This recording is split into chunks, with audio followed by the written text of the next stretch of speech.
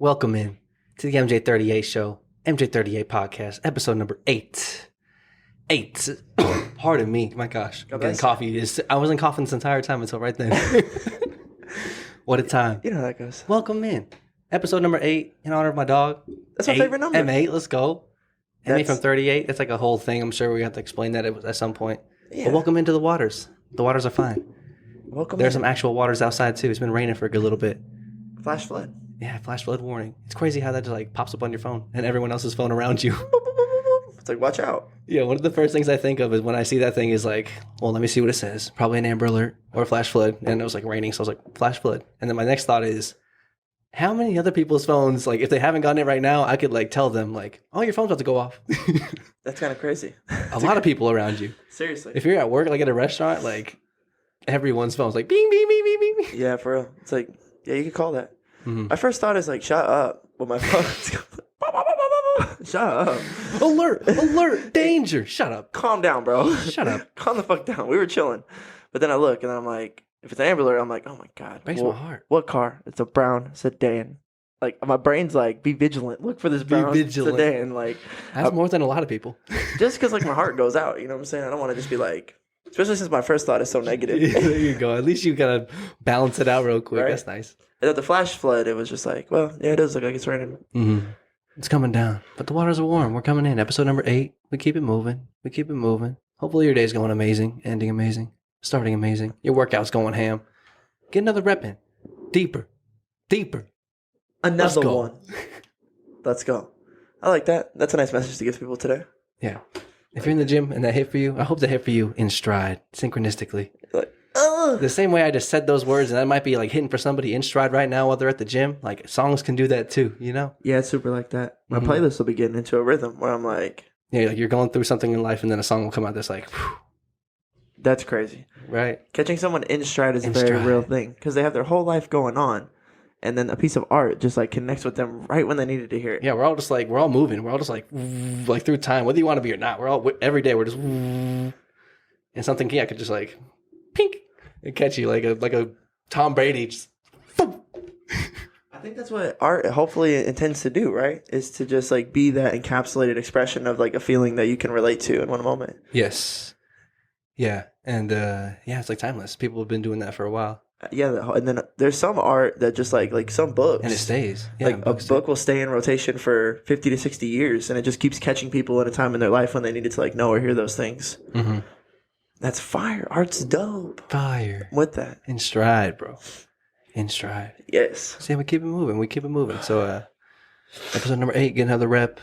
Yes. How's your day going, bro? How's your day going? Great. It's podcast today. It's raining a lot. So, you know, it's nice to be strapped in and kind of just like being inside. Yeah, tuckered. What do you call it? Hampered down for the storm? Tucked away. I don't know. But I feel good. In a hideaway. Something like that.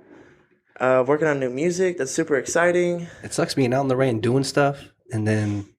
Or like going out and doing stuff and then it starts raining, you know? Yeah, that kind of. And now you're doing stuff in the rain. Yeah, that's horrible. Getting caught in the rain. That's a whole thing. So yeah, you're being inside, like in the stronghold in the rain, like we're potted down. I'm gonna be here for the next couple hours. Yeah, it's nice. I'm enjoying this. We're chilling. Yeah, the we weather's already ate our enjoyable. food. We're settled. We're like sitting back. The waters are warm. We're chilling, man. Yeah, it's tight, man. Life's good. How about you? How's your day going? Life's going well. The day's going well. What is even today? Today's our Thursday, right? Yeah, Thursday. Back on tours on my normal schedule. I'm kind of on a regimen where I've been hitting shoulders on Thursday for the last couple of weeks now. So good little shoulder today. I like shoulders. It's kind of quick. You know? Yeah, shoulders is one of my favorite lifts. It is quicker, right? Yeah, it's like bang it out, knock out some shoulder press, some raises, and then some abs. Yeah, done. Yep. Sauna. Goodbye. Feels great. Peace. Chest and legs are a whole different, it's an endeavor. Legs is a dungeon. Yeah, exactly. It's a dungeon. You don't get out of that one quick. But with shoulders, that cliche of leg day. It's a dungeon. For those of you who don't know. That's how you conceptualize it? More or less. It's definitely more than a shoulder workout. Definitely. Shoulder workouts. What were you going to say about shoulders?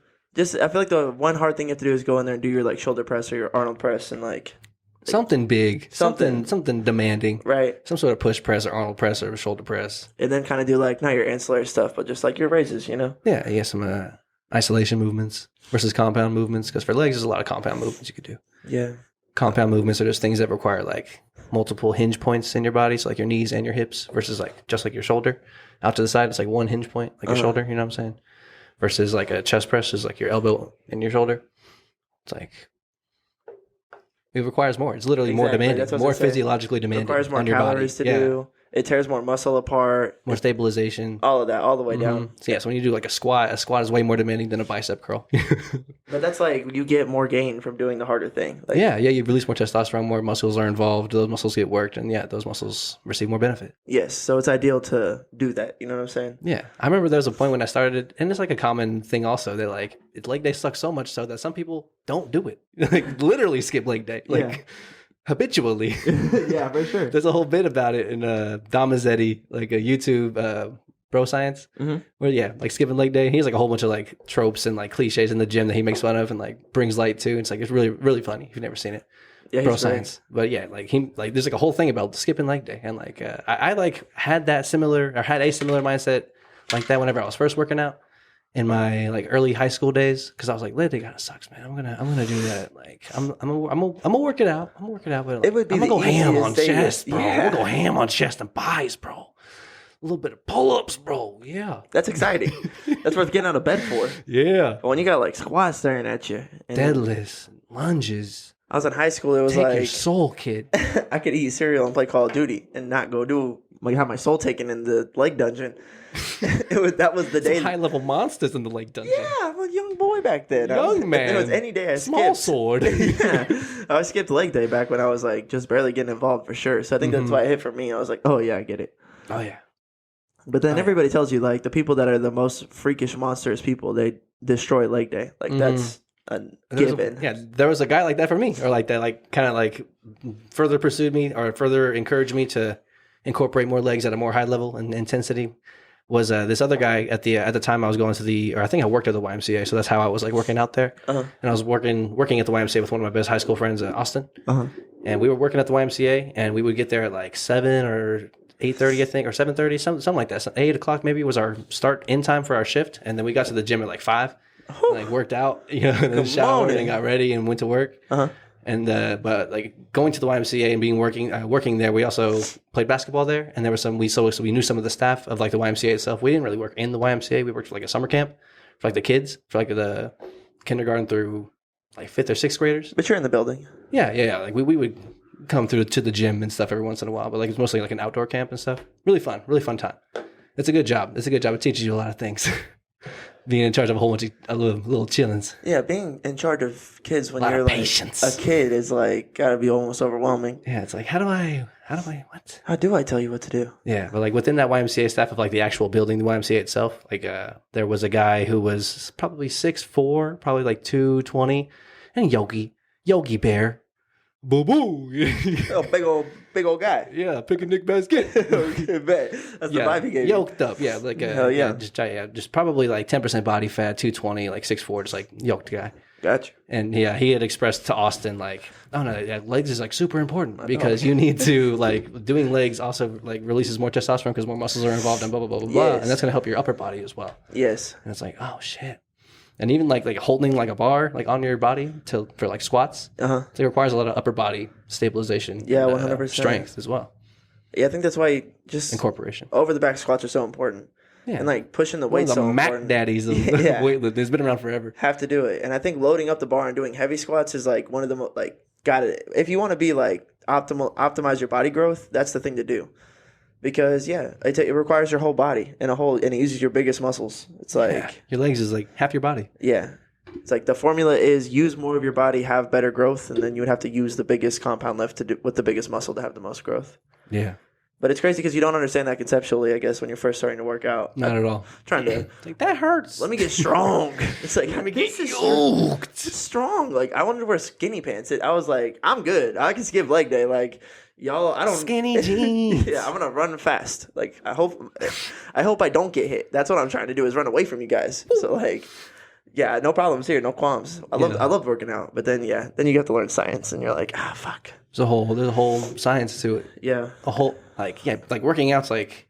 I see you do the bench press and I see you do like squats and pull-ups and I see I do the work, but like there's a whole science like underneath with like kinesiology and like nutrition and like the way your body works and like recovers and like fat versus protein versus carbs versus all that shit. That's- There's something going on underneath the surface, and like there's the same thing with life. That's everything. I was about to say, You know, literally everything. it's like you could like you can go to the gym a whole bunch, but it doesn't mean you're gonna get results. Not at all. No. Not by any means. No. Not by any means at all. It's a whole thing. There's a whole literal science to it. And then also I think about how many years I didn't really eat right. You work out for like a whole year, but your nutrition is like terrible during that year. It's like a lot of net loss muscle growth you could have had. Or like potential muscle growth that didn't turn Left on into the table. Exactly. Yeah. So much. It's ridiculous to think about.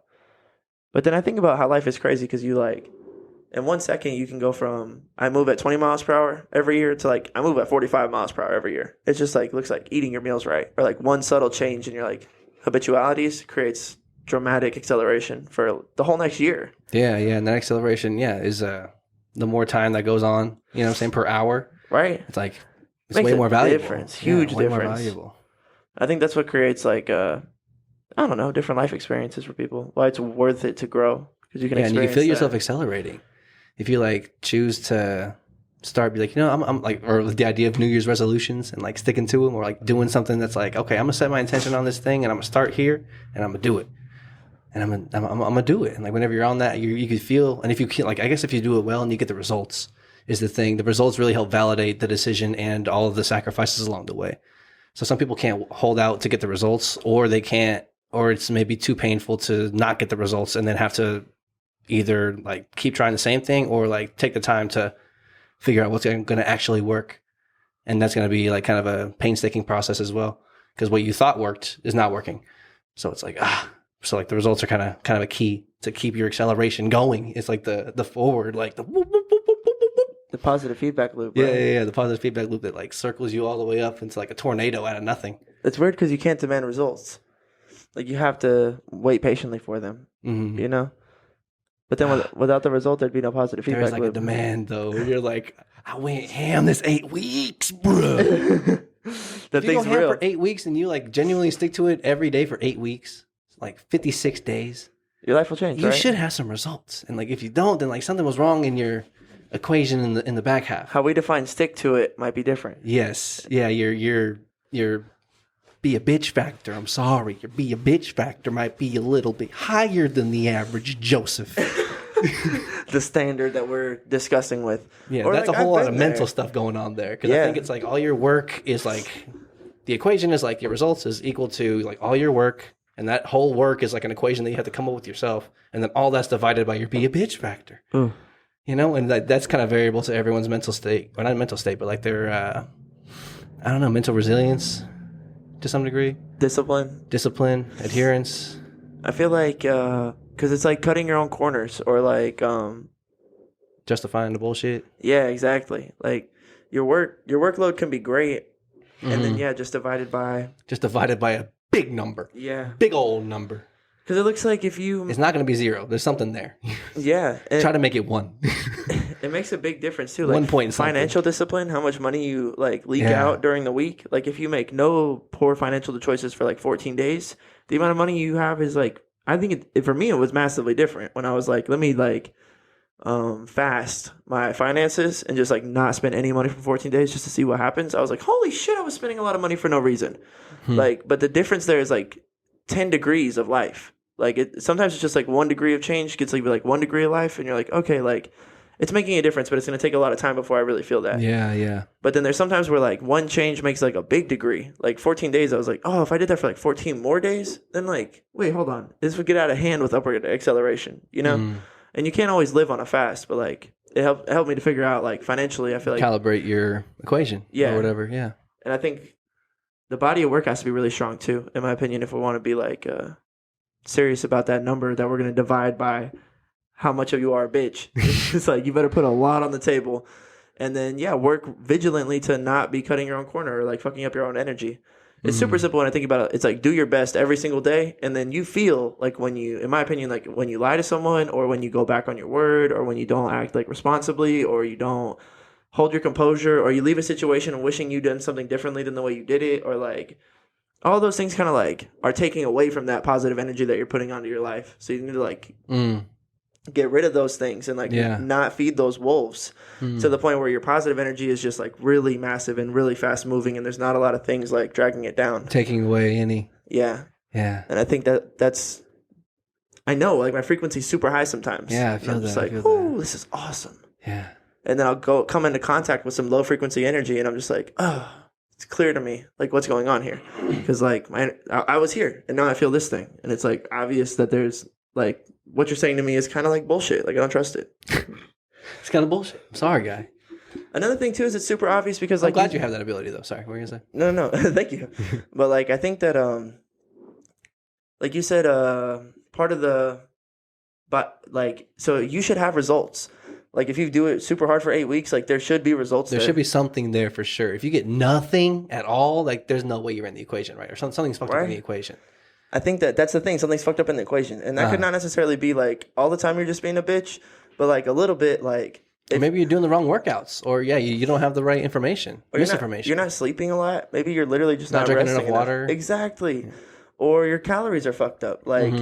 Like for me, I really wanted to lose weight all the time. So I was just like always cutting forever, like always dieting. That's like not a good way to look at how you should build muscle over 2 or 3 years. Like, I had like a revelation within my fitness journey of I took away too many carbs, and then I like added more slowly, and I figured out that like, oh, I took too many away. Like I wasn't seeing the results that I thought. Like I was like, what the hell's going on? It's been like 4 weeks or whatever. Right. Within my little science experiment that is my working out bodybuilding. 100%. You know. Yeah, because when you're not getting the results, it should be alarming.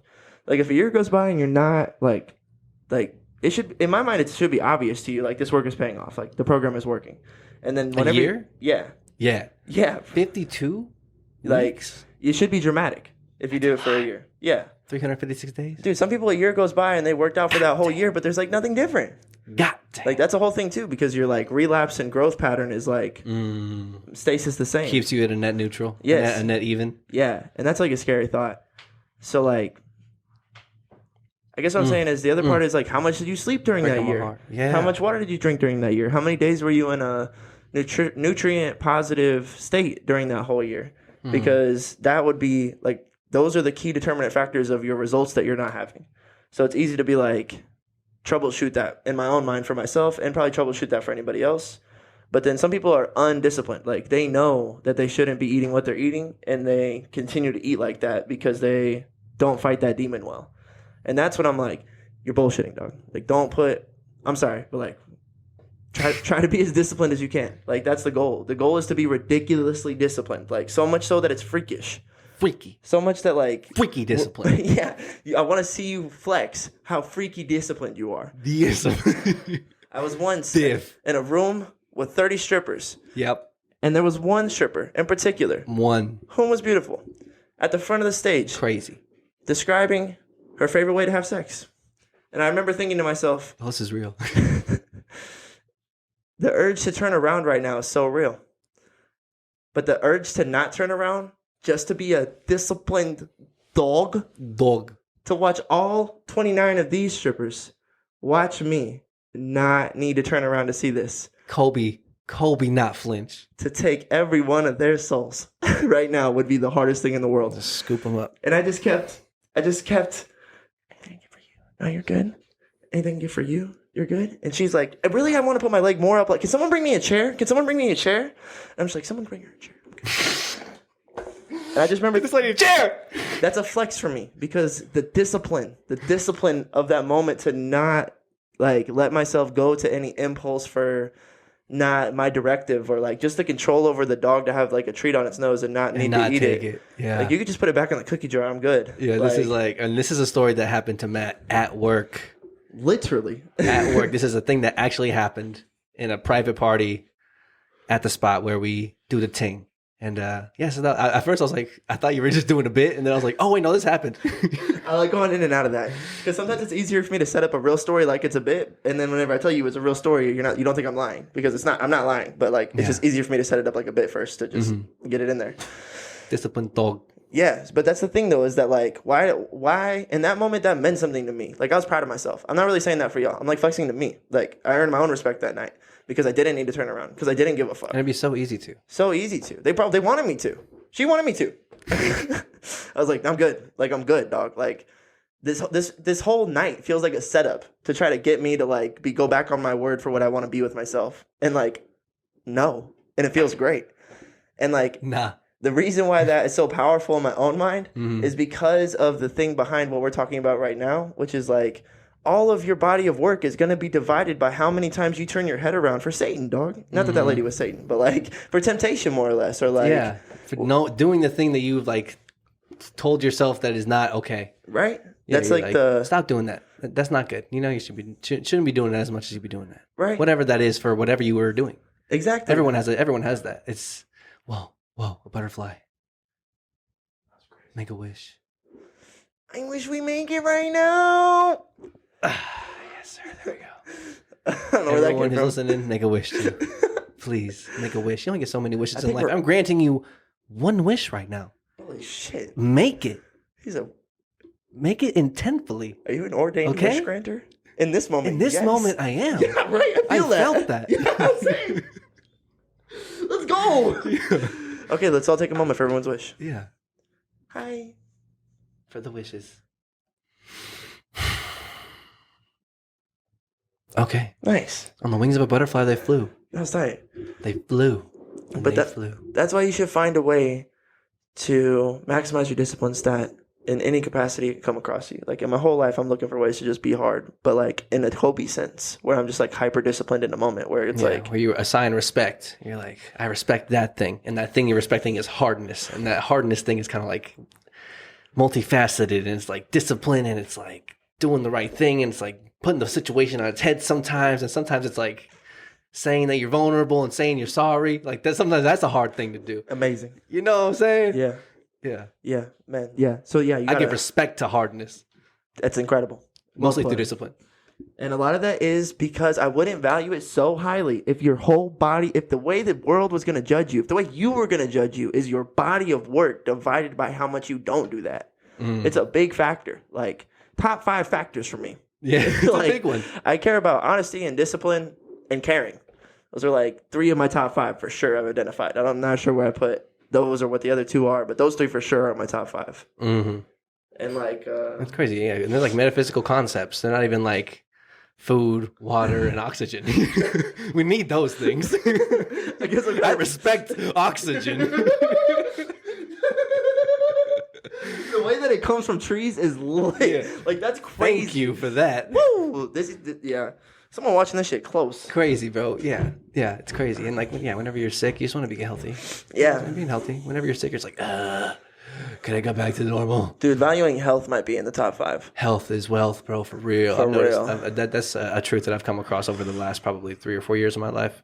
Big time. Especially like, I guess, what is it now? 2023. So probably before COVID, like 2018, 2019 is when I was like, oh shit, like this being healthy thing is like super important. Like super, super important. Like you're going to be in this body forever. Yeah. I think at that time too, also there was a point where I was working at Gold's Gym, physical personal training, and my client Barbara, I brought her up one time, the accountant lady. Yeah, she was like in her 60s.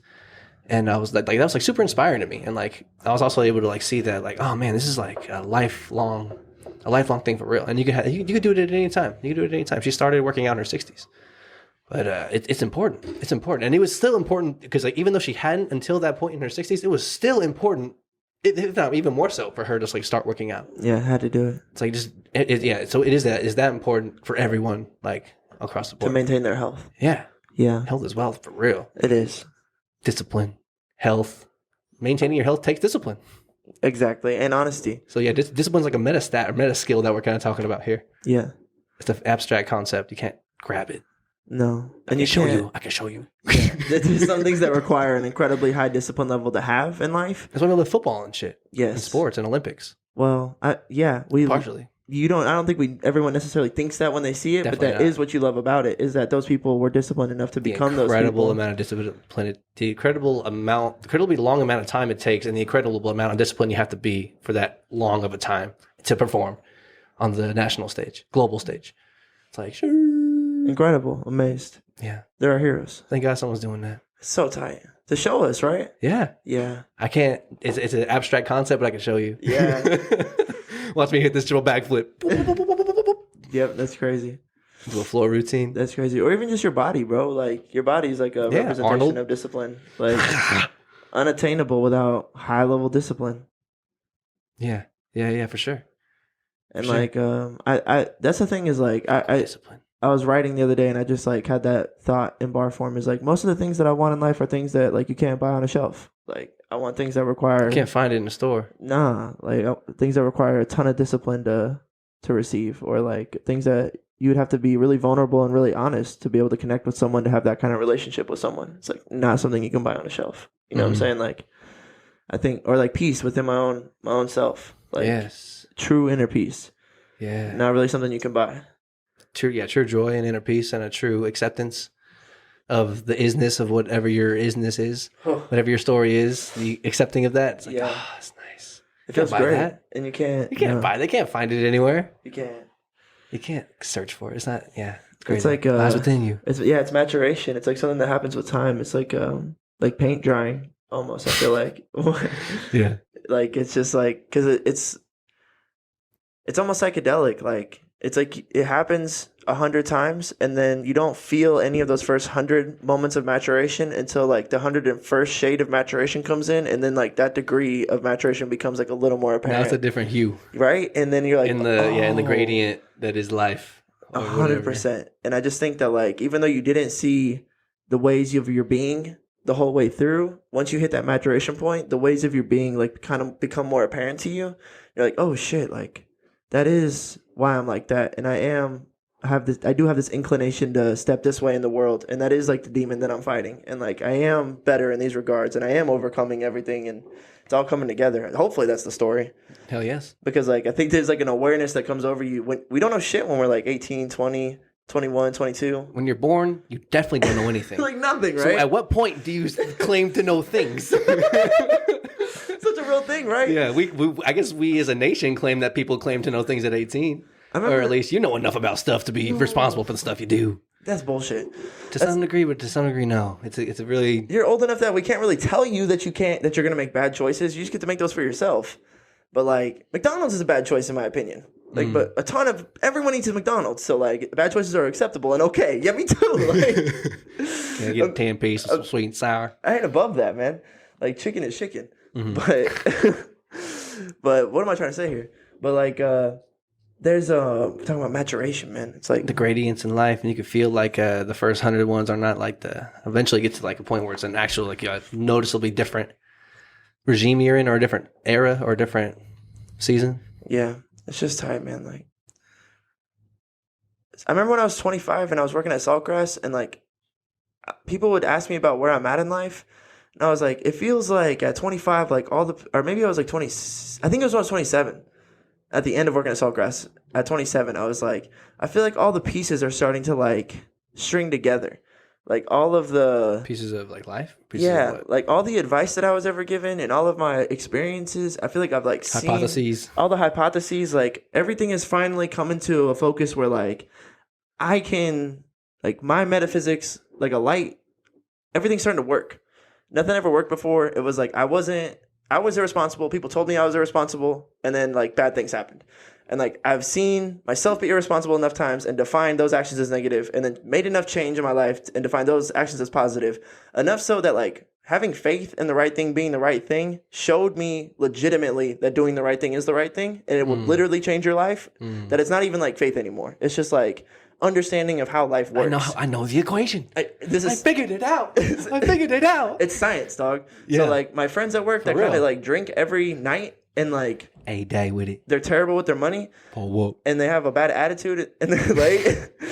And they're behind the bar, and they drank. And then they go to the bathroom, and they drank. And then before they leave, they make sure they're definitely gonna get a couple drinks. You know what I'm saying? And then we're gonna go to the bar afterwards and have a couple shots tequila. I'm just like, I don't think it's gonna go well. What are you doing? Like what? And then I'll ask them literally, because I'm like a scientist for life. I'm like, what are you doing? But not like what results are you? What experiment are you running here with all of this? What's the method of the madness? What are you hoping to find here? Yeah. And they're like, well, like I'm gonna do like real estate, and like, and they don't even. A lot of times, it's like they have a plan, like they know, but like we're in this in between time of like, how do you make opportunity income when you're in a situation that's not great, and you don't know how you're gonna get out of that situation, and you don't even have a really great plan for that. and there's a ton of stress going on, Mm-hmm. and then it all falls down. It takes a lot of energy to maintain just like your day to day. That's hard. Yeah. And then you like have a whole thing like this thing. Trying to get out of it, trying to plan, trying to give enough energy and attention to a plan to get out of it. That requires a lot of energy too. So much so, bro. Yeah. It's like a whole fucking thing. And then that's when I realized is that like some people are not like tactically trying to move themselves up and away from Like, up and around this corner. Up and around this corner, ready? Go! yeah, that's Maneuver through the battlefield of life. that's how so sometimes I'm like, hey, what are you wearing? Where's your flak jacket? Where's your stuns? Where are your coordinates? And when are you dropping in? And they're like, what are you talking about, mate? I'm like, living life, friend. And I'm like, I don't know if that's going to go well for you. And then I saw it not go well for a lot of people. And I was like, okay, yeah. You have to be like trying to go somewhere or at least have a good flotation device. Yeah. Like at least like be insulating yourself. You're not spending too much money. You're making enough money. You're like able to sustain. At least be able to do that. Or the seasons change and people elevate and de-elevate and then it's like relegate it to a point where you're not working with me anymore. I don't know you anymore. That shit happens. Happens all the time. So at 27, I remember thinking like, yo, something happened where I saw it enough times that my brain, like my subconscious knows it to be true. I don't have to tell me anymore. Like I just believe it. And that makes my actions like way easier to control. Like everything's on a string. Like my dad is right. I should save money. And when I save money, I don't have the same problems. And then when I go and buy things in bulk, I save even more money. And it's like, these aren't concepts anymore. These are real, legitimate things I'm doing. You ran the experiment of life enough times to have valid data to actually move forward with to keep you on like a upward trajectory. Yes. Versus when you're at 18, you don't have that at all. No, you're just All like... you have is high school. Man, my dad's annoying. No, he's yelling at me about fucking... I just want to drink. I'm underage. I want to do the things I can't do. I want a tattoo. Partially because you did. That's it. That's part of it. Drinking's fun and all, but like part of the allure whenever you're underage is because you're underage. You know what I'm saying? It's like, oh yeah, we're breaking the rules. Plus, what does anybody do when they're having a good time? Partially trying to break the rules. Michael Jordan when he's having a good time. In a way that doesn't get me in too much trouble. Yeah, even within a mosh pit, there's like rules. You just go around just fucking whooping people's asses. Sometimes, yes. But there's rules to that, you know? Yeah. There's order to the chaos. And if you break those rules, you'll get your ass kicked. Yeah. Yeah. There's order. There's order. You'll find out. You'll learn things about stuff at all levels. All levels. Super true. Yeah, so when you're young, you don't really have I don't think you have ample data to be considered like grown up or like into the maturation for real. I also think that the like Andrew Huberman, I'm stuttering on you. Andrew Huberman talks about the prefrontal cortex isn't fully developed until you're like 25 as a male. Yeah. Right? So I think I felt that thing happening. I was like... I feel my prefrontal right here, bro. I think it's right here. Right here. It feels like it's right here. It's right in this area, bro. It's like hanging up on me in the right way. Like, seriously, and I think part of that is like... It's growing. Everything went from like hypothetical hypotheses to like, oh no, like... At this point, if I lie to people, I know that I'm fucking up my own life. This is not like a joke. This is not hearsay. This is not like, maybe bad karma's real. It's like, motherfucker, do you want a good life or a bad life? Because you could be homeless in 5 years if you're not careful. Like, I've just be real careful. Like, and not that I've seen that happen to people, but like I've seen the situation where you're on the borderline and the edge where I'm like, we're all barely keeping it together. One just catastrophe. One big chaotic catastrophe, and you're just completely knocked out or like knocked off of that path into the slippery slope of the underworld. Yep. Where Hades is king. You got to move in with like... And the law is no law. Hell, for real. I've seen that. I was right on the edge. I was with people. Fuck that. That's why a large part of my personality is fuck that. That's why discipline's important, dog. Honestly, it's important, bro. Care, bro. Like, try your hardest. Yes, trying your hardest, man. Shout out to fucking... San Miguel, 4 agreements. Do your best. That's just one of them. That's all you really need to do. Not all of it, but you know. I think that one's one of the most important things in life. The other thing, doing your best encapsulates a lot. Yeah, and I like the idea of doing your best, like truthfully. Yeah, and like I guess you could do your best to be like an asshole. You know, if you really want to be a villain, that's like what the idea of like whenever they create shows with villains, they're like someone who's an asshole and like trying to be an asshole. Yeah. And like you can like set your intention that way and like do your best to do that, but like do your best and like try to aim that way, aim up as high as you can. Yeah. I think doing your best is there's a lot that goes into that. Yeah, I think that's all anybody wants to see in anybody. That's all you can If you're a ask. boss or a brother or like a spouse, it's like It's my best. I need more. it's just not It's good my enough. best. More. Is that all you got? Like, I mean, and I get it. I've been in situations where I literally like felt like that. I gave my best, and my partner was still like let down, you know, and that's like a tough feeling. Or you let down your dad or whatever, you know what I'm saying? Yeah, let them yourself. But then like, there's also times where, as an adult, like maybe someone communicated to me that like hurt feelings, like they were let down, and then in my own heart of hearts, I'm like, "God, like I really tried my best. Like I really gave my best effort. Like genuinely, like I'm sorry, but I also don't feel bad." And like maybe that's fucked up to not feel bad, but like I just don't. I think it feels way worse when you didn't try your hardest and then like you hurt someone. You know what I'm saying? Oh yeah, for sure. So like there's a piece that comes with trying your hardest. That's nice to enjoy and swim in. It's like a safety net. Yeah, in sports, it's just like leave it all out on the field or on the court or on the pitch or on the whatever the hell you're playing on, dog. Yeah, I never have to worry. Leave it all on the four squared field, on the four squared. You don't want that regret, right? You don't want that regret of like what could have been. Yeah. Give it your all. Do your best. Yeah, that's fine. I also rock with just the idea that you agree and you disagree with things consciously and subconsciously every day. And so sometimes it's important for me to consciously agree with things, and then also sometimes it's important for me to consciously disagree with things. Because in that book it says like you are agreeing with statements and disagreeing with statements all day long. And some of those are like statements made by like your parents that you didn't even realize that you agreed to then, and you still like agree to them now through like your behavior and like just the way you view the world. Yeah. So like when you see something wrong and then like just sometimes it's like important, or especially if it's borderline, like like I disagree with that actually. Like I don't want to be about that. I think that's undisciplined. And I like make the conscious choice to like, for me like an easy one's like littering.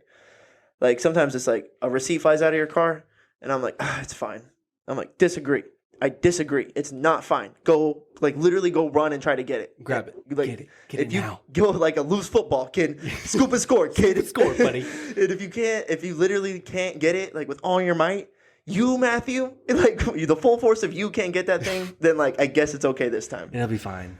But, like, that's the intensity of the disagree with statements. Like, yes. It's just littering, right? But, like, you can stop that. Yeah, and I think doing that is really important because that's like a good example of the ability to, whenever you fire a synapse, like a neural synapse in your mind, whenever you like there's options and forks in the road. It's either let the litter go or go get it. And like whichever one you choose, like gets a little bit stronger. Whichever one you choose gets a little bit stronger. I'm old enough to know that's true. That's a true thing. Yeah, that's not fucking some Aesop fable, bro. Nah, yeah, I'm not. Yeah, because whenever we were talking about working on the Riverwalk and picking up trash on the way, like whenever I would see some trash, I'd be like, I'd pick it up, and then I'd see some more, and I'd be like, nah, that one's okay. And then I'd have to do it again. Of course, do it again. I'm like, fuck it, I'm going down here. I'm getting all this trash. I don't give a Yo! You know what I'm saying? Dude, sometimes I'm in the sauna. Not to pick up the trash. I don't necessarily care about picking up the trash. I care about firing that synapse 5 more times, dog. You know what I'm saying? Fucking dog. See, I care about that. That shit gets me gassed up. That's everything, Diesel. man. Mas nas, por favor. Tractor. John Green. I lost it. No, but for real, sometimes I'm in the sauna and I'm like 18 minutes in and I like stand up. I'm like, I'm suffering. I am in the suck. It's hot. I want to leave. Yeah. Yep. I want to get out now. Officially, the word from camp came in. Yeah. This just in. Matthew wants out. Exfil. And then like then you don't. I start like kind of like looking around. Like I look at the door and I'm like, that's the coolest point in the room. That's literally not even. And then so I'm like, stay away. As close to the cold as humanly possible. Yep. In this room. But then my brain's like, don't go near that bitch. Stay at least in the middle of the room. And I'm like, fine. And I look around and I'll see like water bottles over the ground, paper towels all over the ground. And I start like throwing them to the door and like throwing every piece of trash in the sauna in a pile by the door. Yeah. So I've got like a fire of everybody else's bullshit keeping me warm in the sauna. This is all your fucking stress. You saw your slack, brother. I'm literally picking up your slack right now, cuz. It turns me up, bro. Add that shit to the slack pile. It turns me up. And the next 2 minutes aren't that hard for sure. But like that's a real. I don't know, man. I wish I could express to y'all how intense the emotions are when I'm doing that. Yeah. Because like that's the proof in my pudding that like that thing has so much attached value to it, and it moves me so much in my spirit because that's one of the greater forces of life. That's one of the like gears that turns the mechanics of everyone's storylines and narratives across the board. Is like how much you're dividing your body of work by the amount of slack in your line. Mm-hmm.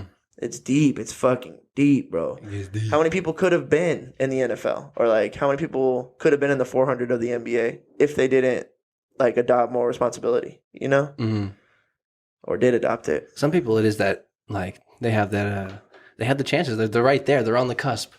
Some people are on the cusp in a lot of fields. They're right there to like get in that law firm. They're right there to get in, like accepted into that university. They're right there to, and it's like, how much slack is in your line? Cause that's when it comes down to the nitty gritty. Cause it's a game of inches over here, baby. That's why we got to make our beds in the morning. It's because, dude, we got to get in, bro. Get in the end zone. It's a game of inches, bro. Like, yeah. How many podcasters and rappers are right on the bubble, bro? Dude, push. Fuck them all, dog. Sorry, no, I'm a good sport. 21. For real. But it's a lot of gang shit. That's all I'm on. I want to squat down and slap your floor. Look into my eyes and then try to take me to the rack. That's what it is these days. Tell them. Yeah. So we don't need to turn up on people, but But no. But that's the space truth that this energy comes from. Of like because that energy isn't for a person. That's why I need to be disciplined. Yes. That's where it comes from. That energy is for a demon. That energy is for the thing that's literally going to stop you from getting on. That's why it gets the slaughter gang From getting shit. fit, from getting accepted into that school, from getting that whatever, getting that job. That self-validation that you've never given yourself, or like that self-love that you don't think you're worthy of, because that demon that blocks that door to your self-acceptance. Fuck that demon, bro. That's where the discipline comes in place, bro. Dude, you need to be hard for that demon, bro. Yes. And unfortunately, like, I think that there's like a natural deterrence with like a friend group, or like it's just hard to just change your being and walk in like on slaughter gang shit. That's all I'm on, like fully murdered out, ski mask on, metaphysically, and just be like, I'm not dealing with any more bullshit. Like, I'm gonna be on my diet. I'm gonna do this workout thing, and I'm gonna make my dreams come true. And that's like, I'm gonna fucking do it. It's a disruptive force. Some people are gonna be like, what the fuck are you doing? Yeah, and it's gonna like your energy's like not pushing me, but I can feel it like radiating. That's a whole thing. And I'm not gonna say that to you, but you'll feel it. It's a whole thing. Some of the social interactions you might notice, like where'd that social interaction come from, or like where did that? They were kind of like negatively charged in that social interaction. It's like, oh, because maybe I'm like trying to get out this fucking bucket of crabs, dog, and you're just another crab trying to. It's in our metaphysical nature being to be like, what are you doing? You're going to disrupt. We had homeostasis. I thought everything was okay. In my movie, you're this character. You're trying to like make me rewrite my whole movie? Fuck that. And you want to rewrite my whole movie because this is not okay? Like, I want a bigger role in my movie? Fuck you. Who are you to... Why? And then there's also like in your home, like if somebody's like making a dramatic change, it's also kind of a statement of like they're not okay with the state of things, that they want more. And then that kind of must disrupt your picture of how you view the world because you thought like this was enough. You know what I'm saying? Mm-hmm. And so like, what does that mean? That if this isn't enough, that they have to make a whole change in their life? This isn't enough so much so that they have to be striving towards an upper elevated idea that I can't even see, an elevated like heaven, quote unquote, that like... That's all in their mind. I can't even. What are you talking about? Like this is not okay. This is not enough. I should be striving for that. Dude, it displaces so much. It's disruptive. Yes. To the homeostasis. Yes. And so that's something like you have to contend with when you make these choices. To like, I think that's why it's so hard. You're also develop the discipline to fight that guy. And you're fighting all the demons in all of those people, and all of the demons in all of you. But really, it's like just the demon of like slacking your line. Like not actually doing the thing you're going to do.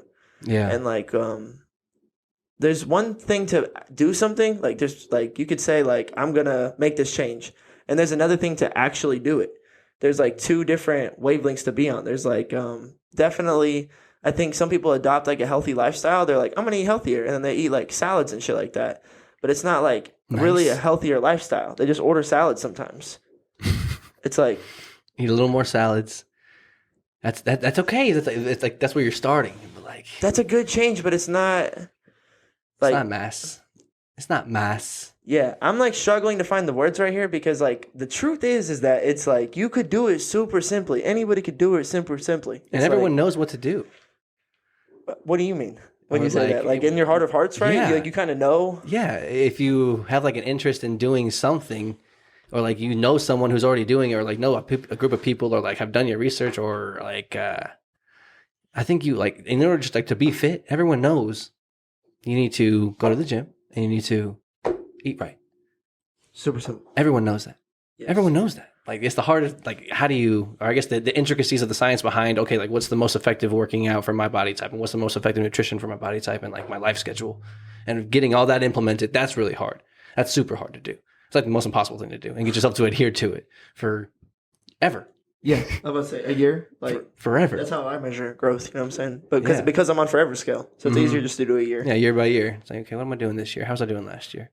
Yeah, it's weird to think about life in terms of years now because back when like probably 5-6 years ago, I was still in like high school mode or like a year was a long time. Yeah, it's like a whole thing of life, and now for me, it's like just like a little check. It's like a little check. A day was like hard to get through back then. Mm-hmm. A day some days felt like forever. Yeah. Mm-hmm. That's insane to think about. But yeah, that's part of the prefrontal cortex, like fully hardening. Developing. Yeah, is that I think our perception of time goes by faster. Like, I don't know. It's like maturation, you know? Yeah. I don't know. Who knows? Getting old. Shit's crazy. We're getting primed. I feel like we're getting like right in the. We can actually do some damage now. Yeah, and there's a thing about maturation and like being, or I guess the idea that maturation is something that you can say that distinguishes two things that are the same, but like they're now different. Like you were 18 and now you're 25, and like you've matured through that time or whatever. And like there's like silver tequila and reposado tequila and añejo tequila, and like that's a real thing. Like that's just like the difference between those ages or those three tequilas is the age and how long they've been aged in the barrels. Just maturation. Their storage process. Yeah, maturation. It's crazy. It's like a young tequila, kind of like a little middle-aged tequila, then like, oh, that's a big boy over there. He the grandpa tequila. That's crazy. It's crazy that it's like that. It's a real thing. It's real. That's how life feels to me too, 100%. Yes.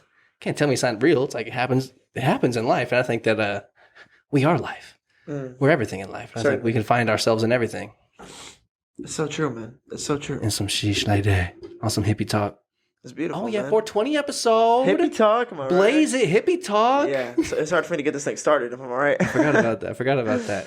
I didn't want to make the whole podcast about it. I'm happy we talked about some of the real. It's definitely not. I just wanted to mention it.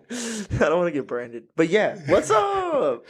What it is, y'all? Oh, what's up? And yeah, CBD and all that, man. You know, it's nice. It helps your anti-inflammatories. It helps with your anxiety. I love it. I don't really drink very much, but I enjoy. Helps with your nausea. Helps you eat. Benefits. There's benefits. It's all about it. Our states are legalizing all that sheesh. You know. Yeah. Shout out 420 Day. What do you enjoy about 420? If you could name one thing for the fans. The idea of 420 or vitamins? Vitamins. I like whenever I don't take a vitamin for a long time and I get that vitamin effect. It has to be when I get the true vitamin effect, like that thing. It makes me like I could feel I'm super. My thoughts are moving really quickly, and I could like connect things really fast. It's like the whole like spider web of thoughts, and I'm able to like transition between each web like really quickly and really efficiently, and like enunciate and talk really well. And like whenever we freestyle, for example, like whenever I would get like super on the vitamins and be like Mega Man, I'd be hitting Mega Man, dog. Like I'd be hitting crazy. And that was part of the initial spark of like doing this. Because like whenever I had some free time, I was like, what do I want to do with my free time? I was like, well, I have option A, option B. Option D is like, I guess, to take a vitamin and freestyle to some YouTube beats, I guess. How weird is that? And then did that, then the vitamin would bring me to Mega Man mode, and that'd be like full Yugi, bro, just like Dark Magician. Yeah. And it was like so noticeable that I was like, oh, whenever I do the vitamin thing, it brings me to that place where I can just like be talking, and I don't have to. It's not as hard. I'm not. I guess like the shackles of me, like my story, they're not as heavy. When they're like loosened and I'm like lightened. I'm like able to be free in that kind of space, and like thoughts are flowing real quickly. I've noticed it like it's like at the end of the nights whenever we take a vitamin before we go to bed. It's like if I haven't taken a vitamin all day, the effect is like I'll just be on rants, not rants, but like not like in a negative fashion, but I'll just be talking. You go in. I think you're saying all my thoughts are connecting, and like things are like opening it up, and then I go search through more, then another one opens up, and like I'm able to keep doing the open up thing really well, like more and more, like the higher of a vitamin effect I have. Like these thoughts are impressing you. You're like, oh shit, this is crazy. Yeah. Legitimately. I'm like, wow, that's some shit. It's like getting up to the top of a mountain. I'm like, whoa, beautiful. Okay, another one. That's fire. Yeah. That's amazing. That's an amazing thing. There's a lot of negative talk about what we're talking about. That's beautiful. Yeah, no, it helps me do that just like on a thought train, and then also with the music for sure. For sure, a lot of artists are influenced by that realm of substance. Oh yeah. Oh yeah, Big yes. Yeah, no, I'm with you. dramatic pause. Yes. Yes. I'm with you to the max. I think you were also describing like it helps you enter the flow state. Yeah. Like the idea of being able to bounce around from idea to idea with like fluid cohesiveness, and you understand what's going on, and then you are able to dive deeper into what that question really meant, and then find more true answers that kind of like stun you and change your perception of how you thought about that. Mm-hmm. That's a state that's induced by the vitamin, in my opinion. That's like a benefit to it. I just saw Andrew Huberman talking to Tom Segura about how young men, when under 25, before their prefrontal cortex has solidified, I guess just like regular vitamins or like marijuana, honestly, is just like not great for you because it affects the ability for your prefrontal cortex to like develop. Oh, okay. So it like further stunts, or like it stunts it and it's not even done growing. Exactly. And then I guess it was like the long-term consequences of that. So after 25, you should be great. hey, Feeling fine. Damage has been done. At this point, can't hurt me now, motherfucker. That's how I felt when I was listening to that podcast. I was like, well, Too late for me. tell my kids. But not enough. Prefrontal cortex developing important shit. Yes, and then the long-term negative side effects and consequences would look something like your memory would be trash. You'd have like a really bad memory. Like long term, I guess probably both. Probably both. It would just be like your recall would be trash specifically. Like just being able to be like, like pull something out of your mind to tell somebody, or like that thing gets affected. You've seen it happen on the podcast. Your Odell Beckham snag skill Yes. gets diminished. You have no reach back. And then I thought in my head, I was like, well, no, my reach back is really good right now. No kizzy. Because I work in a restaurant, so I have a lot of opportunity to develop the reach back skill. Because like, here's one thing that as a person in my position working in a restaurant, like a meta skill that I've learned to like use is that if I wrote it down, or if I made note of it, you need to be able to remember it because you made note of it for a reason. Sometimes you're like, yeah, she said something, but I don't think it was important. No, she said something, recall it. Like, what did she say? Because you wouldn't have made a note of it if it wasn't important. Like in the note you just wrote, she said something. or like when I play it back in my head. Okay, like, okay. I know what you're saying, because like, I'm like, I know in my mind, whenever before I went to go handle my obligations, I like made like a pre-handle obligation checklist, and there was like 4 things on it, and then I'm like handling my obligations, and I'm like 1, 2, 3, okay, done. I'm like, wait, no, hold on. Wait, someone's off here. Someone's off here. You need to recall it, right? Yeah, like, there's that feeling of like you could just let it go, but I'm like, no, fuck it. There are times I do that. Yes. Because sometimes you have to keep going. Yep. Especially young in the game. It was just like you're scared. You're like, oh my god. And then there's another presupposition which is like trust myself. So like, I'm good. Yeah, like you have to be able to say like I probably got it right. Because if you can't say that, then you're gonna take way too much time, and like you won't develop the confidence to just play well. Yeah. So like it's like at least make a mistake at 100%. Exactly right. Keep moving, baby. Exactly. So with all those things in mind, I definitely went through the play snaps where you let that thing go enough times that you learn that it burns you. So to counteract that thing, Yes. if it's in your mind, like you need to be able to rip it back and remember it. Yes, you do. And then you can save a lot of moments. Like, or I just see the disaster that almost occurred. I'm like, hey, Jesus. Thank goodness I made that catch. My goodness. That would have been tough. And that's just an important stat to have with me. So even though marijuana, when you smoke it too young, and I might have smoked it too young, under 25 for sure. Might inhibit that little bit of the I was like, catchback. I'm good. I'll be all right. I work out that muscle, so I'm fine. Yeah. Sometimes I do forget that I said something to someone. I'm like, wait, I told you that? And then they're like, yeah. And I'm like, oh, shit, my bad. I think everybody does that, though. Come on. That happens. Right. For sure. Okay, so then he said the other big negative side effect from smoking before 25 would be... What it is. This is my recall. Odell Huberman. Your ability to vocalize things. Okay. It was like it affects your throat. It affects your throat in a way that like your mental ability to formulate sentences and like articulate emotion, or like your actual vocal cords and like your actual vocal cords ability to accept that message and then perform it well. and to have that relationship between I'm saying something to you and like you're able to communicate it and like change between your voice, because a lot of people Up and down. yeah, people get stuck with They like can't do the up and down? they get stuck with their vocal cord gets kind of damaged and they get stuck something here, and then they don't ever want to have to come out of there to out here and talk out here to everybody. So they're just kind of like a lot of times conditioned to stay down here and just like be high and raspy and like I'm chilling. Hi. Hey, what's up? What's up? And I get it because I get stuck in that place too. Like when especially it just happens to me, people will be like, "What?" And I'm like, "What are you talking about?" They're like, What you mean with it? And they're like, "What are you saying?" And I'm like, "What's good, Poppy? Like, what the fuck? Just keep this shit chill, boy. You blowing my vibe." Come on, bro. But like, no, like I get, so I understand. Like I have to work on both of those things. But that's an effect if you're under 25? Yes. Or it's like a general effect No. for everyone? After 25, that shit shouldn't be happening to you too much anymore. But if Okay, you're under, I'm straight, baby. yeah, you're good, dog. I'm straight laced. 100%, 100% fine. No problems for you. Let's go. Yeah. Under 25, I'm sorry for the sorry. damage you're doing. Here's what you can do: is you can get a job that requires you to have recall. So you'll work that muscle out long enough that whatever you diminish, you'll be good. Yeah. And then you can like rap or whatever, that's what I do. But there we go. We were fighting it before we even knew. yeah, exactly. Like Geniuses. my ability to vocalize and to articulate is like just fine. Oh, yeah. I've been working on that for a while. Yeah. Working on that I'm for a good. minute.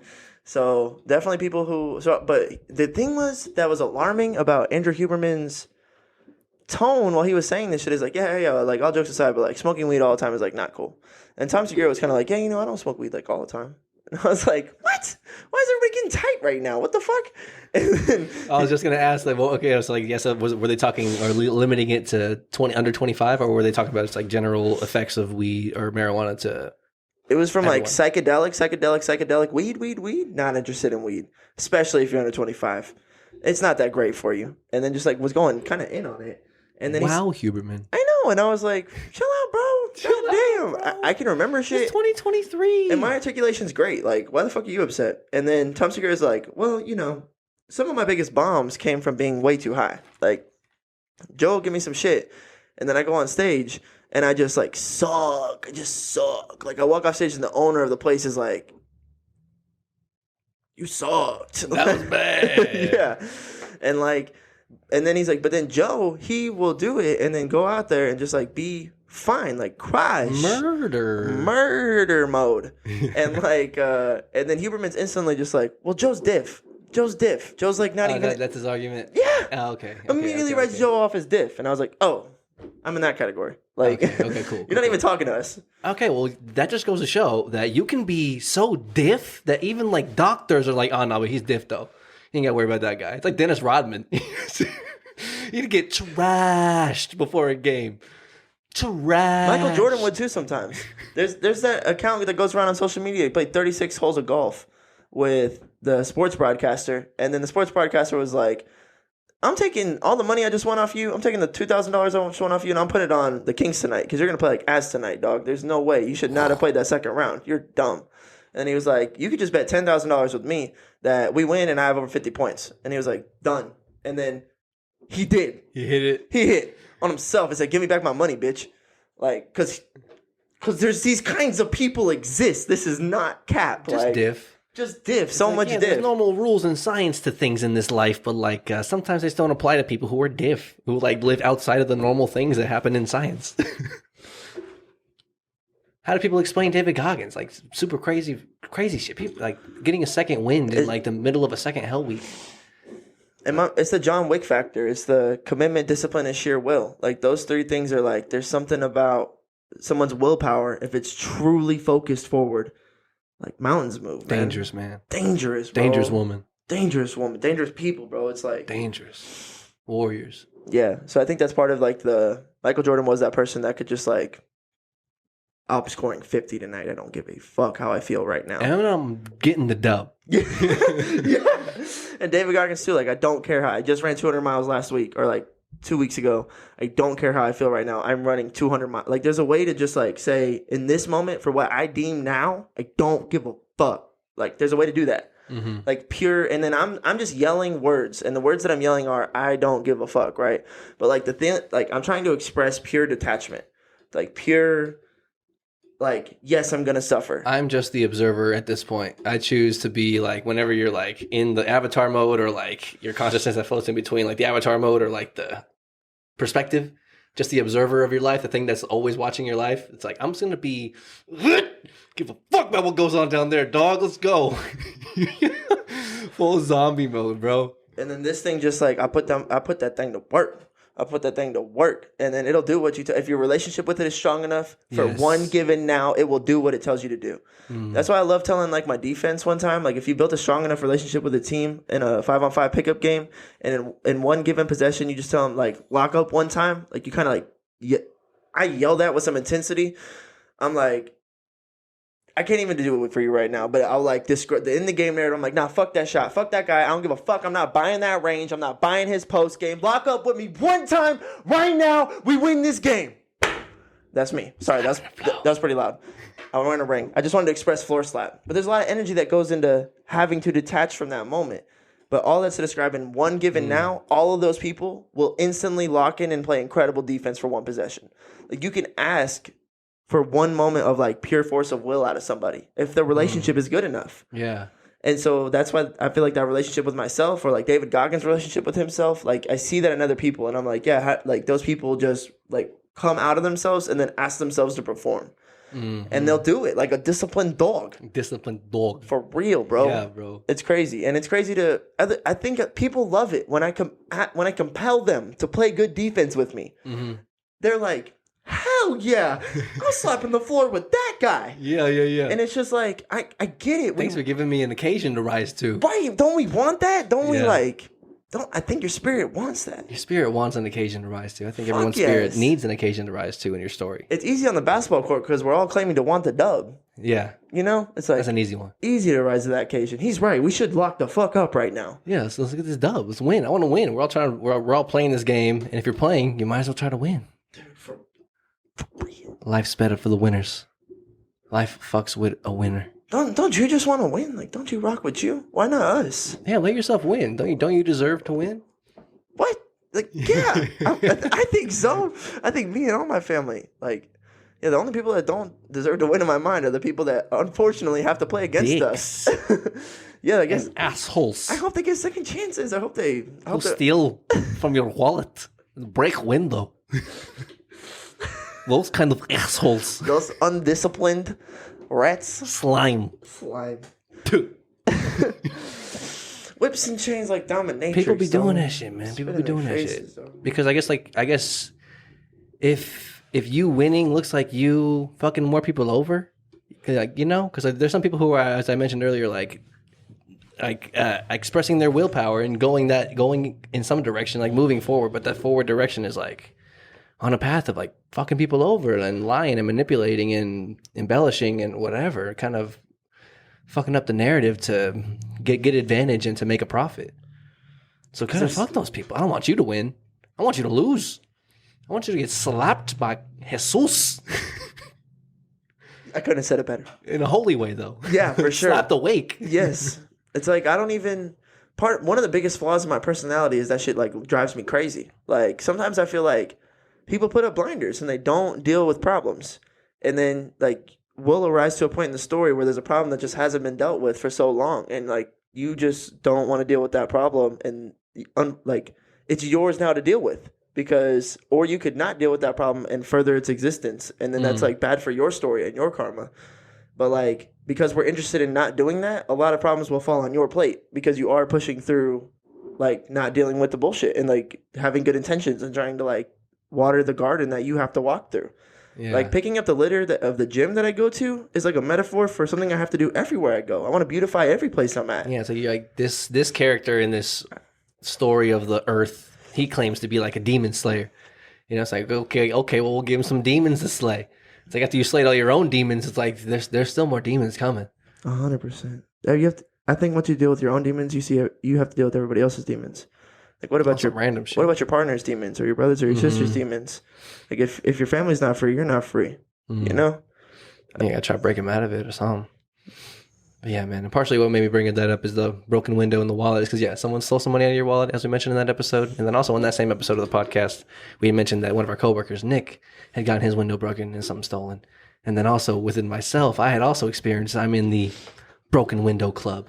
And my girlfriend is now in this stolen things club from broken windows. It's tough. It's a tough look. People are out there doing that kind of shit. It happens. It happens.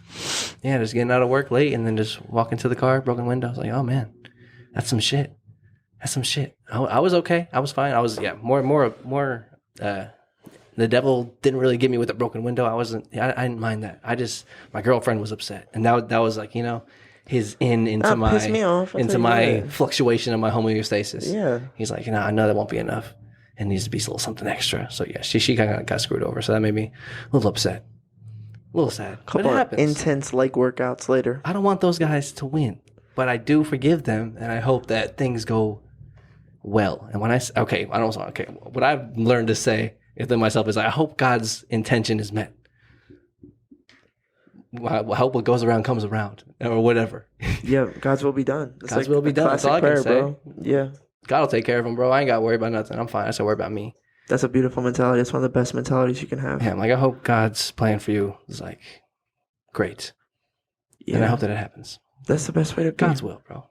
You can fuck up your own growth being worried about trying to redeem. Like, we kind of just have to take that L. Like, that was one of those L's that I just realized, like... I just had to take it. I had to, wait. It happened like a Monday night at, midnight or 1 a.m. And then my window did not get fixed until... pardon me. My window did not get fixed until the following Tuesday. So, 8 days, 9 days. Or, 8 days. And optimum discipline was just, ride out the storm. Ride it out. Just ride out the storm. Yeah. And thank goodness, because I had that happened to, my new car, too. So that was kind of another...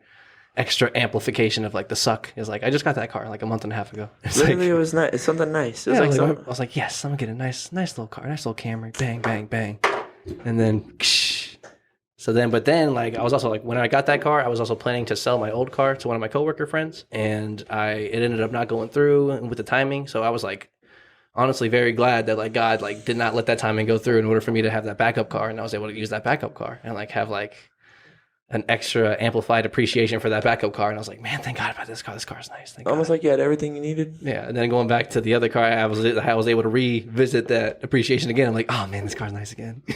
And then he rubbed on it. He got a Jay-Z tint job on the car. And then I hit it with a cinematic mode. Yo, his tint job's insane. Yeah, I got the windows tinted. It was, I don't even know where that came from. That was kind of a super random thing.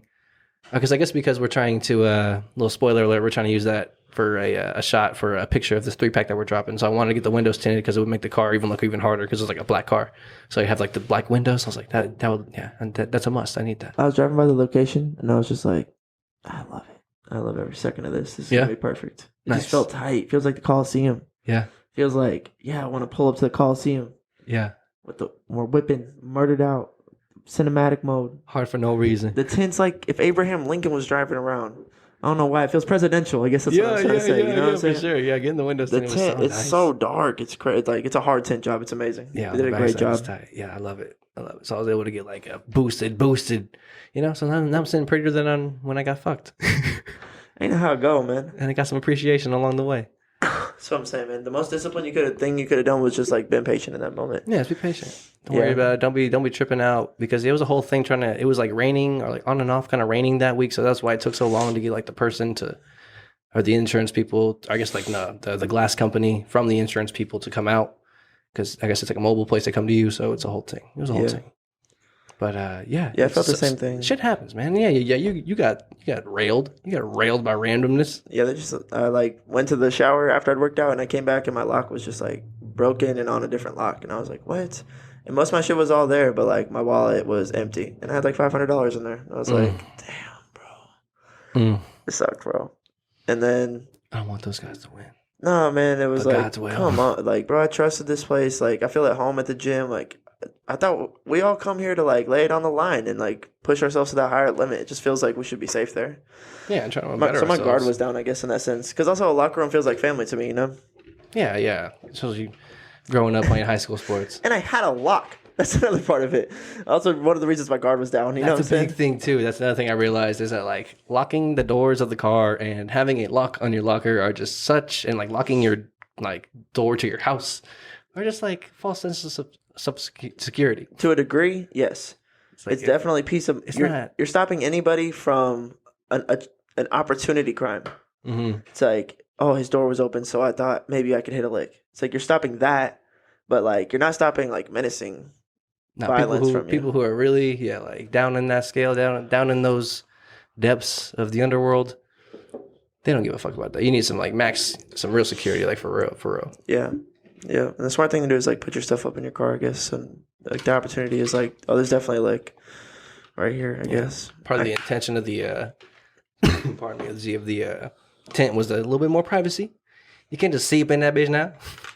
It's a little bit more, you know, a little more relaxed, a little more in. You can't really, you know, I'm just kind of cruising through. You don't even notice me. I'm under the radar. Nighttime, you barely see me.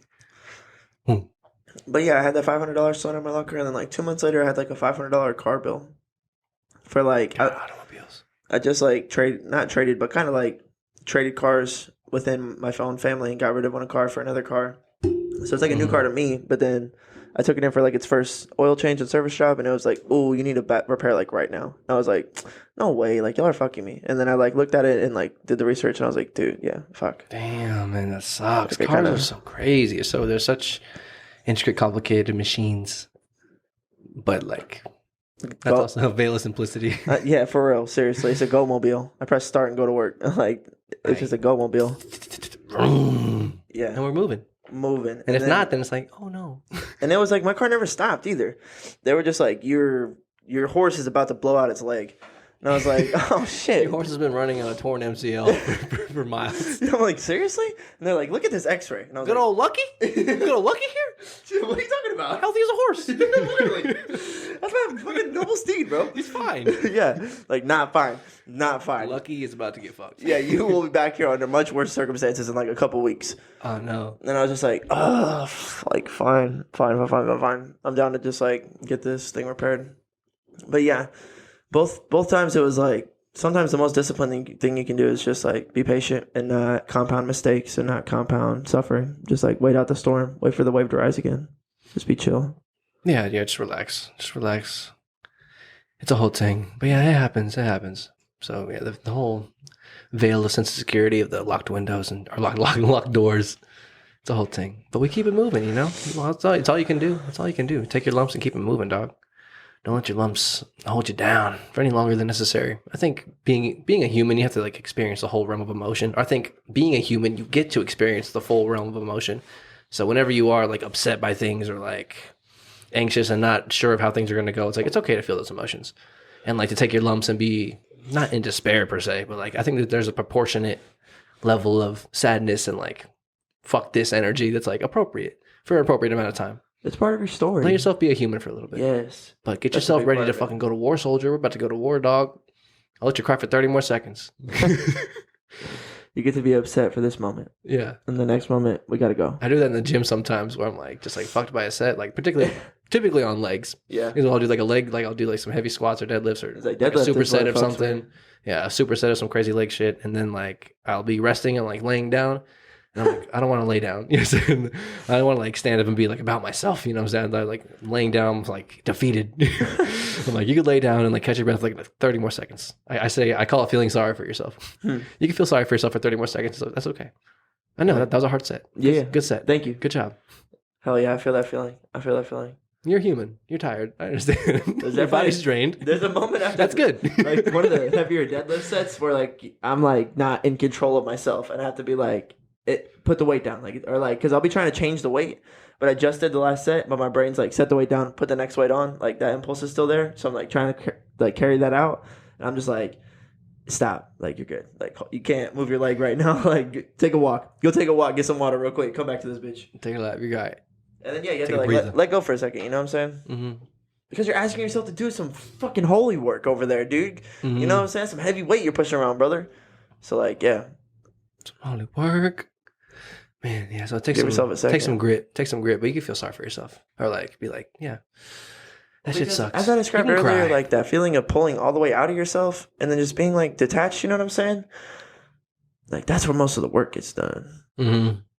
And with that being said, like I should let myself enjoy my emotions. Like let yourself enjoy your story. Because you could like I can pull all the way out of it and just see my story like as my story. And I'm just like, it'd be easier just to not feel all of the complicated feelings that are involved with that being my story, and just be like, this is just my story. Like, it's just a book with pages. Yeah, like what I feel right now is what I feel right now, and like I can manipulate that. I can go do stuff. I can like, I don't. It's just what it just is what it is. Facts. And then from the is what it is place, why not like enjoy those feelings? Like you could just detach from them and just let it be, or like from that perspective in my mind, I'm like, let yourself feel vulnerable. Like let yourself feel empowered right now. Let yourself feel like motivated right now. Like enjoy this feeling. Yeah, and the same goes for whenever you get your fucking dub. Yeah. Pop some champagne, young man. Yeah. Jump around, young man. Like, do a fucking flip or something. Like feel that Freak shit. the fuck out for me one time. Right. You know what I'm saying? Allow that to happen. Take yourself over. Like we're only given so much. Like this is, and it's a fucking incredible. Life's incredible. You know what I'm saying? So like, I don't know. Just want to enjoy all the aspects of the story. Yeah, for sure. I think it's Not block off emotions because I feel a privilege. some type of way. Right. It's a privilege to exist. It's the whole thing. So lucky. Yeah, existing is crazy. It's like it is the hardest thing we know of. We don't know anything else besides existing. That's true. What else is out there? How could we ever even possibly imagine that?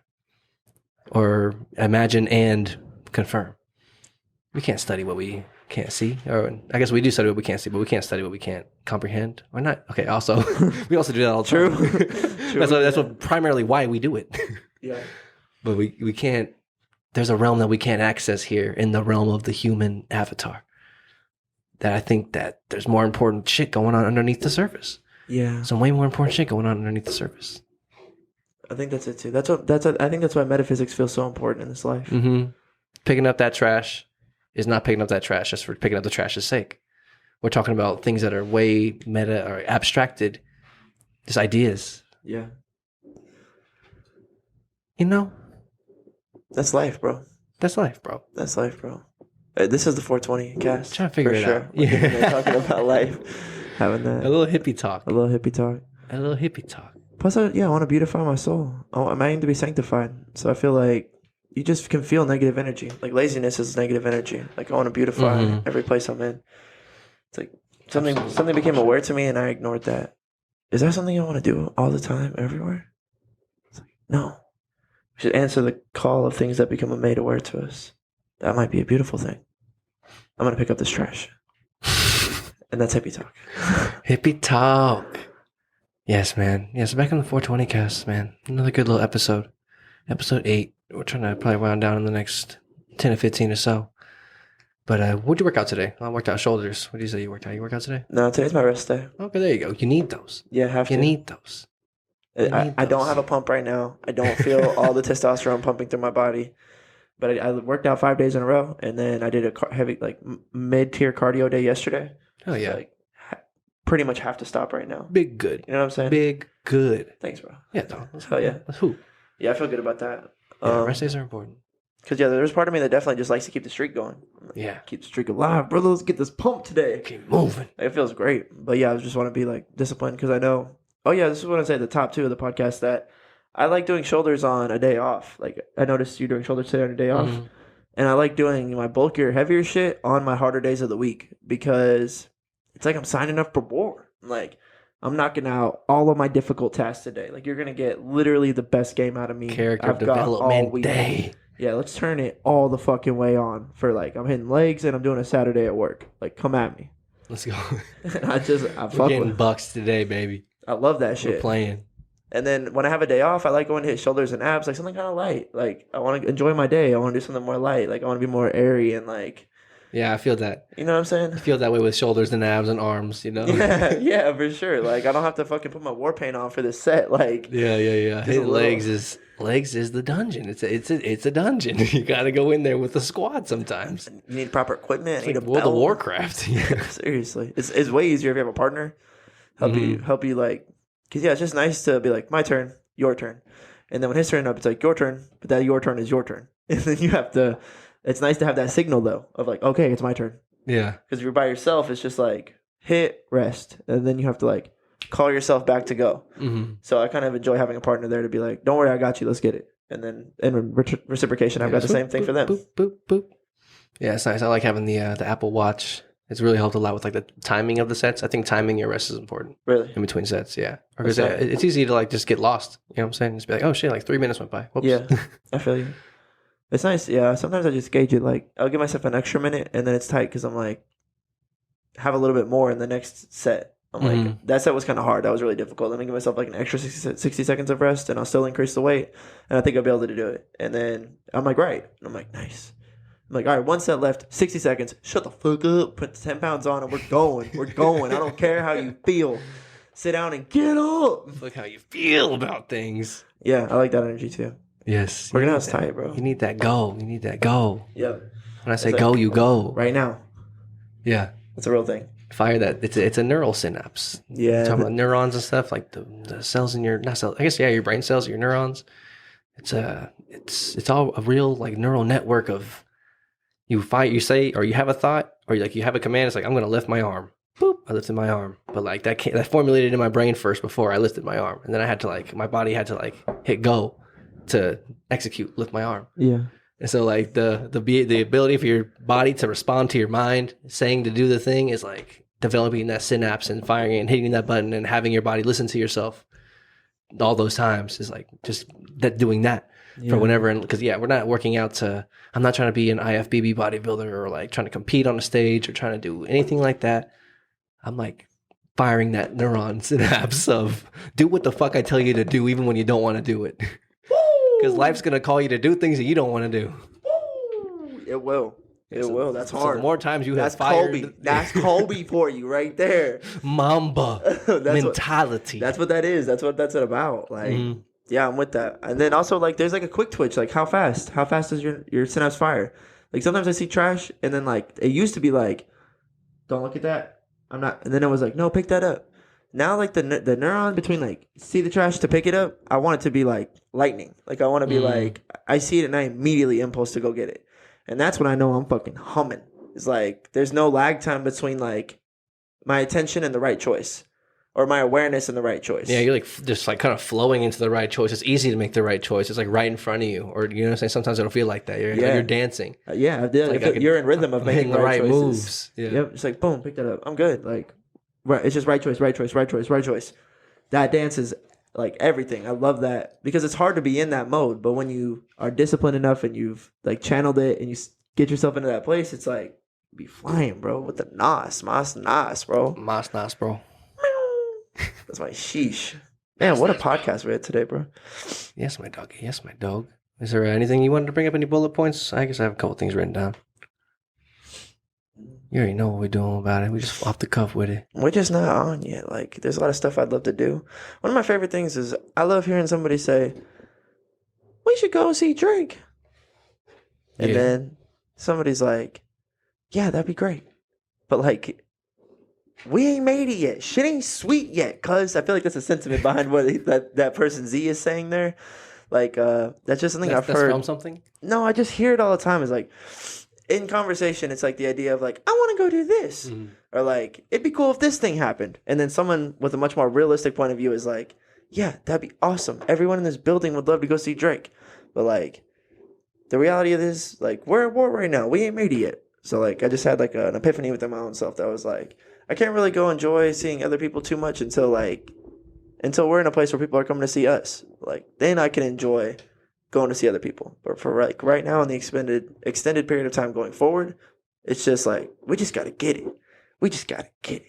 I'm like hyper focusing that discipline of like, I just want to stay locked in. I want to be patient and locked in. I don't want to take time off of work to go see other people perform. I don't want spending money on things. The luxury of like vacationing or entertainment or shit like that. I just want to like, keep it light, keep it chill, keep it locked in.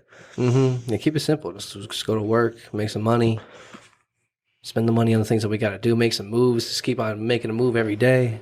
Yes, bro. Hustle every day. Consistency is the key. It's a marathon. That's it. Yeah, it's a marathon. It's a marathon of marathons. You just got to keep going and keep going and keep going. And reduce that slack bitch discipline, lack of discipline division factor. Yeah, get your equation right. Get your equation right, my guy. Get your equation right, and like, don't lose faith in the equation. Don't lose faith in the equation because it is an equation. And you can figure it out. Whenever someone says like they figured it out, like that's what they mean. Like I have like all the variables that are in my equation. I've figured out the proper amounts or the proper numbers or the proper like organization and structure of this equation for me to attain results. I figured it out. That's what they mean. No one's gonna articulate it like that. No one's thinking like a scientist like that about whatever the hell they're talking about. But that's what's going on. So you can figure it out too, if you really want to. If you really took the time and like sat down and like fucking wrote it out, just write it out. I think writing it's within you. That's why writing's important. It's within you. Because if it's within you and you're writing, you're getting it out of you. Yes. Onto paper, so that you can see it. So you can see it, and then you can be like, "That's what I'm trying to do here." Like there is that. Like you know what you're trying to do here, but I don't think you know what you're trying to do here. It's both. And so. Like if you ask yourself, like you know the abstract idea, but you don't know the physical, tangible steps. Because it's like, what do you want? Like, what do you want? Just like if you could, whatever it would cost for you to be free enough to actually ask for what you wanted. Because some people, it's hard to like actually ask for what they want. It's like, then what would it cost to get that? And then how much commitment would you give to it? Like, do you really want it that bad? And then it's like, if you don't want anything that bad, then you can't really complain about what you're given. It's like there's just a formula. There's just a formula. It's fucking science, dog. Like it's math. You could put a lot of words around it, but it's just numbers and time. Like so time. It gets kind of crazy to me because that's why I want to help people that genuinely want to get there is because it takes forever to realize that. Like I worked out forever and did all this shit that's the maturation process. Like I spent a bunch of years working out and putting in a bunch of time that didn't really go anywhere, but that was part of like the maturation process of what is now. Like, I don't have necessarily that muscle anymore or those physiques or all of those reps don't really equate to like I've like gone up and down too many times since I was 18. But that was part of like the maturation process that like puts me in the mode that I'm in now. So it's like just time and numbers, bro. So like as much as I want to be like strict and say like if it's not working, if you haven't like figured it out, you could figure it out very easily. It's also understandable that's like a maturation process and like figuring it out is like the impossible task. Yeah, you're forever. I think we're kind of plagued with forever figuring it out, and it is going to be changing. But I guess it's like the best thing to do in the world. It's like we're kind of like figure it out machines. Yeah, and if we had it all figured out, it wouldn't be like fun anymore. Yeah, we're always discovering new things, and then once like we've figured something out, I think our natural inclination is to try to figure out how to make it better / easier / more convenient / faster / more efficient / more profitable. Like we're trying to maximize, you know, like we're always like trying to naturally we're trying to take it to the next level, bro. Yeah, I feel that. Very natural thing. And I feel like I heard this just a simple statement, like it is written. That like I saw it on an Instagram post or something like that, like a TikTok. Gabby just said it. Yeah, it stuck out to me like multiple times this week. And like I think like something about that sentiment is just really true to me. Like so true that it stops me in my tracks a little bit. And that being it is written? Yes. And what do you mean by that? Like the same sentiment where I'm like, like the answers lie within you. Like I think you like your story is if you just pursued what you wanted, or it's all tied into like every moment going forward is tied into right now, and all of your conceptualization of whom you are and like where you're going to go and what you want to accomplish in your own like existential struggle with like how you cope with life. That's all the story of you. It's not like you're lost in this world and you just have to figure it out from black matter. Like there's a story, there's a natural like next page for you to turn to. And if you like look within yourself, you know that answer. And like that is such a wonderful and beautiful thing to me that it's like I don't even want to be hard on anybody. I just want to be like you're not looking inward and you're not applying discipline. And like as soon as you do, things are going to get great. And it's going to be super tight. But it's also a maturation process where it's going to take fucking forever. But like turning the pages of that process changed my fucking life, yo. Testimonial, yo. Testify, bro. Testify. And the alternative of not doing it, it's either do it or don't do it. It's like also when you complain about something and don't do anything to change it, that's like its own hell. That's like a super level of bitch. Pursue the changing of the equation or not. And I think the pursuit of trying to figure out and change the equation is so worth it. It's worth your entire life. Because you could do it in anything. Figure out anything. If you figure out how to... Because like, I found this out in my life. Or I guess seeing that, I think that like working out is a great example of life. Because I think I figured that thing out. I was like, oh, for me. I was like, oh, okay. I figured out like when I like to work out, how I can implement it into my schedule. Like how... Like what to actually do in the gym. How to like eat properly, what I should be eating, how much I should be eating based off of science and like research, you know what I'm saying? Like trying to figure that shit out and moving on that path. Yes. Very real thing. Yeah. Sorry. I forgot what I was talking about right before that. You were like, hold on. I figured it out. And that's like a valid thing. Like I legitimately figured. And you can apply that to, because I realized that you can apply that same thing, like the same, like, okay, now I have the tangible result is like I have a nicer body, but you can also figure it out with your finances. You can figure out like what banks to invest your money in, or like how to set up your checking accounts and your savings accounts, and like how to have like set up recurring payments and automatic withdrawals, and like get your shit running and like humming on a machine level, and you have that equation figured out, and that'll equal financial results. And you'll have like multiple accounts with like money in them, and like hey, you'll have like emergency funds, and you'll have shit for investing, you'll have shit for fun. That sounds like talk, but on a super simple level. Once I got all my stuff on autopay, and I had 2-week direct deposit, and I bought all my groceries in bulk, I had so much more money at the end of every month. Like, that's like the lightest. That was like level 1 of that for me. And so I can't imagine what level 20 is like, but I know that it's true, even though it's just words you're saying right now. Yeah. It's like, it is true. Just as much as you know working out is true, you know? It's tight to have that certainty. Yeah. Working out is like I think it's a great teacher for life. It's like shit you don't want to do. It's going to be hard sometimes, and it's going to be demanding, and you're going to not want to do it every day. But you got to just show up. Just show up and do it. Just show up with whatever it is. And I think it translates into everything. So it's like, do it or not do it. You got to try. It's worth trying to figure it out, because figuring out in one thing can lead to figuring it out. Because now you have the stat of figure it out. The figure it out stat is important. Probably one of the most important in the entire game. It just contends, but oh man. The arguing thought is like, you want me to pick up my cross and carry it, but that means I have to carry it. Yeah, I do. You know, I got to carry a cross every day? It's not me. It's Jesus who wants this. I'm just the messenger. Don't be mad at me. Every day I've got to carry this cross. It's heavy. It's fucking heavy. Yeah. I didn't ask for that. Yeah. I don't want that. Yeah. Why do I have to do that? Yeah. That's the argument. And you're like, dude, there's a cross-carrying stat. Like, there's a figure-it-out stat. There's, like, bigger demons at play here, brother. I think it's like, it's either carry it or don't. And I think the price to pay, there's 2 prices. The price to carry it or the price to not carry it. Being a pussy. As As 21 would say, these are not my words. Not my terminology.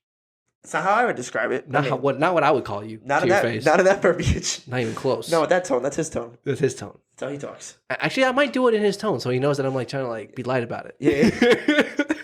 Actually, that might be exactly what I'd say. Yeah. In the right moment. Yeah, there we go. Yeah. Thanks, 21. Thanks, bro. My dog. Culturally relevant way to say it. Like, I say it to you a pussy. I'm just like, come on, dog. Give me a pussy.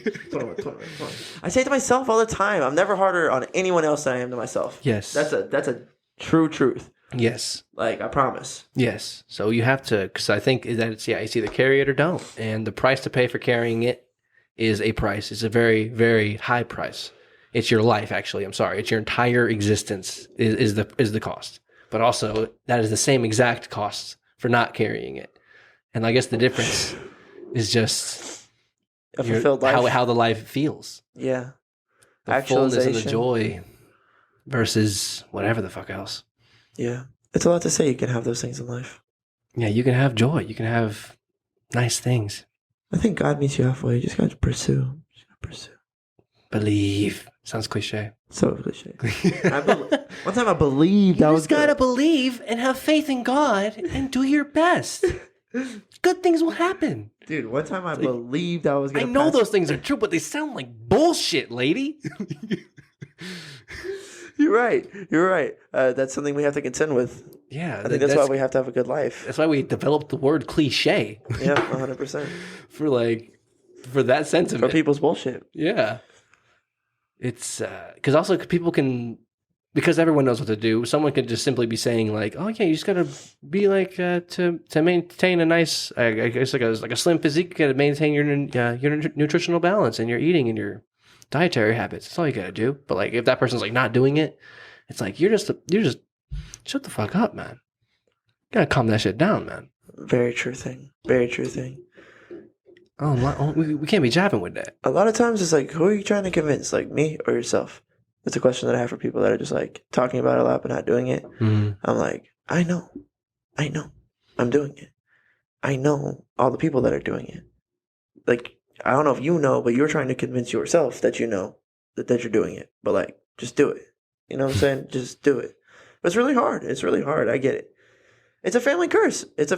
Like, that's one thing. That's why it's so important in my mind, is because I feel like we develop the trait for like healthy physique, and your mom too. Like in our generation going forward, like we'll teach our kids how to like maintain their health really well. And that'll just be in their culture. Like they won't even know that really there's an option to not do that until they stumble upon it. And then hopefully they never really want to like dwell down those. You can't. Like they'll just know a fit life. They'll know that we should exercise. We'll have exercised our whole life together. Yeah.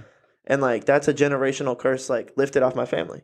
And I feel like whatever the fuck they figure out that I didn't deal with, and they have that a little bit and they can like fix that, then we're going to be like, keep going, hopefully. The legacy mode. Yeah, but you have a job, in my opinion, for your legacy mode to like work on the family curse that's become aware to you. The thing that like you need to break through. And like that's for your fucking DNA, bro. Like for your genetics. Like that's bigger than like, that's like human organism stuff. I think that's like a calling within our intrinsic like chromosomes to like become the best version of us that we can become. So that way like the DNA that we pass down forward is like a more hyper elite species. I think, yeah, that was one of my premises for like a show was like, if everyone was on that and like eventually after 100 years, 200 years, it's like we just have like a super species of humans who are like all on their shit. You know what I'm saying? That's what's supposed to happen. That's natural selection, and right? then we get invited into the league. I'm not sure what that means quite yet in writing this show, but we get invited into the Galactic League. The League of the Galaxy. Of like the species who figured it out. It's like, okay, you are now peaceful and aware and enlightened enough to join us. Welcome to the Galactic Party. Thank God. Milky Way finally made it. Milky Way, what's up? Earth, right? Earth. Dude, you guys were a long shot. Yeah. You made Vegas. You were a dark horse. You were a dark horse. We made a lot of money right around 2020. We were really betting on the other side. It was looking dark. But you made it. Welcome in. We're excited to have you. Yeah, that's a great show. It's a great premise. Something like that. It feels like that's what we're being called to do. Is enrich your DNA, make some superhumans, man. Fix your problems, and hopefully your kids fix their problems that you left them, and then it just keeps on going. Yeah, because the sins of our fathers are a real thing. That's something you must contend with. It's better to pick up your cross and try to deal with that shit than just like continually pass on like all the bullshit of your family line to like the next person in the family line. Yeah. It ends here, as does this podcast. That was beautiful. Love that. Good job, me. We could talk forever, right? Forever and a day. I love you guys. Yes. Love y'all. Hopefully your day is going amazing. Hopefully this podcast brightened it, enlightened it finds you in a place. And attained it. And entertains you. And inspired it. As always, I don't think I've even mentioned this, but my name is Justin. For those of you who don't know, this is Matthew. My name is Matthew. My co-host, as always, MA from 38, J3 from 38. We'll explain that another time. MJ38 show. See everything, follow everything. We love y'all. Bye. Peace. Rolling through the city to the light show. Really ain't no telling where we might go. I just flip the switch, I'm in my zone. Feelings on my wrist.